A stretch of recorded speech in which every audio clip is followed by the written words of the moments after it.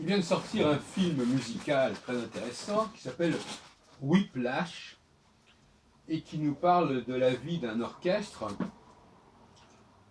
et notamment d'un batteur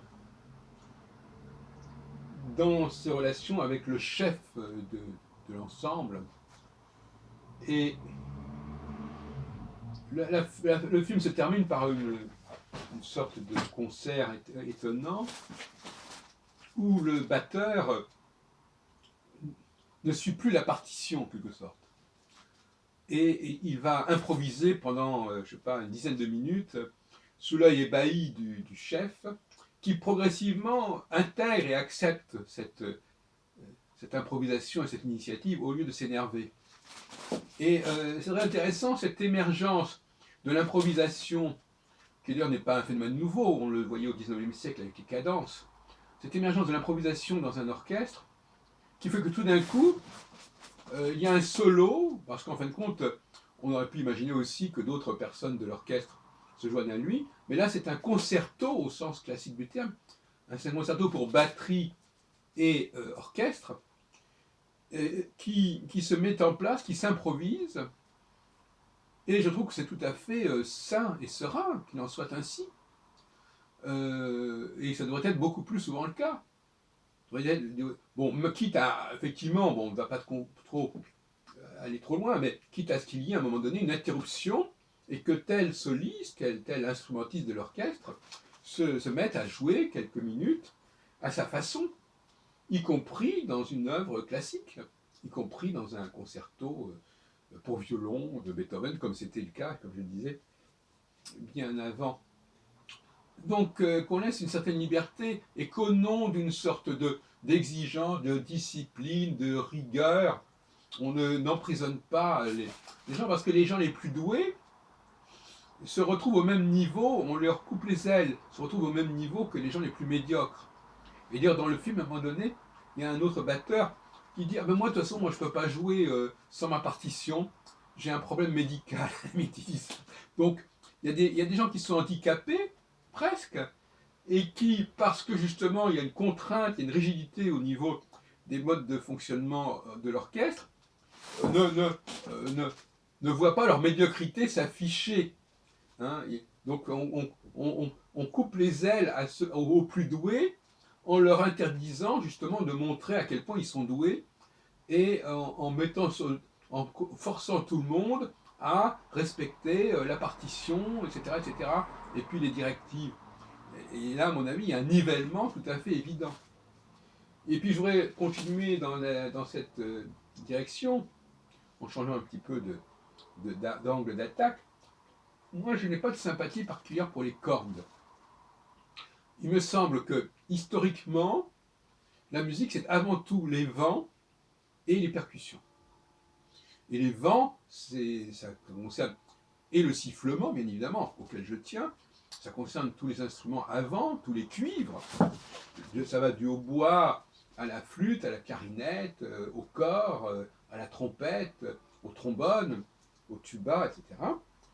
Et puis, bien entendu, les percussions, ben, c'est le piano tout de même, le tambour, les cymbales, et toutes sortes d'autres appareils comme les xylophones éventuellement, qui permettent de jouer. Pour moi, les cordes, c'est-à-dire tout ce qui est violon, violoncelle, contrebasse, alto, ce sont des substituts en fait. Ce sont des solutions intermédiaires. Ce sont des substituts parce que, au fond, quelqu'un qui n'aurait pas de souffle, par exemple, ben, il pourrait jouer du violon. Hein. Quelqu'un qui serait malade, par exemple, qui tousserait, etc., ben, il pourrait jouer du violon. Donc pour moi, le violon et toutes les cordes sont assimilables à des substituts, à des ersatz, à des succédanés qui sont presque des sortes de prothèses à la limite, voyez-vous. Et moi, dans mon esprit, quand je siffle, ça s'apparente, bien entendu, à des instruments à vent, mais j'inclus aussi éventuellement les instruments à cordes, qui pour moi sont une façon assez particulière d'exprimer cette modulation du souffle, par des voix un petit peu évidemment détournées. Et d'ailleurs, on remarquera que, curieusement, dans les orchestres militaires, c'est peut-être pas une référence pour certains, mais il n'y a pas de violon, il n'y a pas de cordes, il y a des batteries, il y a des tambours, il y a des vents, wind, euh, et à mon avis, on restitue là le véritable orchestre. Tu vas voir. Ah ben là, c'est déjà le Ce qui manque effectivement, c'est le sifflement. Et l'absence du sifflement, qui à mon avis est une chose extrêmement regrettable dans les orchestres, euh, elle est remplacée par justement les cordes. Je dirais qu'à la limite, enfin, c'est une théorie comme ça, une thèse, que le violon remplace cette dimension particulière, cette sonorité particulière du sifflement. Quand on sait bien siffler, il y a quelque chose qui est de l'ordre du violon. Et en tout état de cause, je ne suis pas favorable aux orchestres qui... je pense que la musique du XXIe siècle ne peut ne pas avoir l'usage des cordes. Elle doit se réapproprier les percussions, elle doit se réapproprier les vents, les cuivres, et le piano sifflé, celui que je préconise, c'est-à-dire à la fois le fait d'utiliser un instrument de percussion, mais également de siffler, de souffler, sans avoir besoin d'un instrument, parce que comment pourrait-on jouer à la fois du piano avec les mains et tenir, un instrument à vent? Mais cet instrument à vent, il est en nous, donc on n'a pas besoin de le tenir, il se tient tout seul. À mon avis, c'est le piano, ce que j'appelle le PPW, le piano PWW, pardon, piano wrist whist, à mon avis, c'est l'instrument par excellence de la musique du XXIe siècle.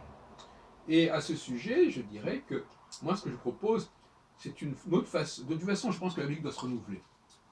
Que le signifiant, c'est-à-dire que les structures dans lesquelles on va couler la musique, doivent se renouveler périodiquement. Et donc, par conséquent, il est souhaitable de changer les règles du jeu. Il est donc souhaitable de modifier la façon dont on joue le piano, modifier les instruments dont on se sert, et réintroduire effectivement le sifflement à sa pleine place, à sa juste place, dans toutes les représentations, parce qu'actuellement, le sifflement, il est même exclu en presque toujours du jazz. On va dire c'est le grand absent de la musique du XXe siècle, même si on peut trouver dans les variétés et dans certains films quelques éléments de sifflement. On pense évidemment au sifflement dans les films de Sergio Leone, la musique d'Ennio Morricone, dans Le Bon, le Brut, la Truand, et puis je sais pas autre chose. Il y a quelque part du sifflement, mais c'est quand même quelque chose de tout à fait marginal.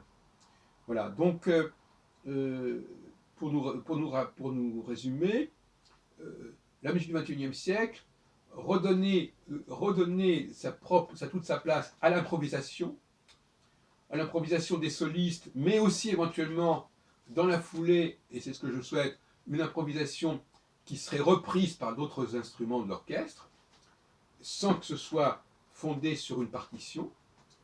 D'ailleurs, dans le film, effectivement, on voit que celui qui n'a pas besoin de la partition a comme un plus par rapport à celui qui a besoin absolument de la partition. Le pauvre type qui dit moi, sans la partition, je suis perdu, il est quand même à plaindre. Et d'autre part, changer le mode de fonctionnement au niveau instrumental et essayer de produire de la musique sans les cordes, ce qui d'ailleurs a été le cas de pas mal de compositeurs du XXe siècle. Je pense notamment à Darius Milhaud, auquel je suis apparenté, apparemment, et qui a beaucoup fait de choses pour instruments avant et pour cuivre. Bon, c'est vrai que la musique du XXe siècle, du XIXe et du XIXe siècle a produit des chefs-d'œuvre au niveau des instruments à cordes. ce soit pour la musique de chambre, les quatuors, que ce soit pour la musique symphonique. Mais bon, il faut se renouveler, c'est tout, il faut se renouveler. Et il faut pas, il faut arrêter d'être dans cette situation actuelle où on ne fait que saluer, adorer les productions du 19e siècle, comme c'est vraiment de manière éhontée le cas actuellement dans 90% des concerts organisés, ne serait-ce qu'à Paris.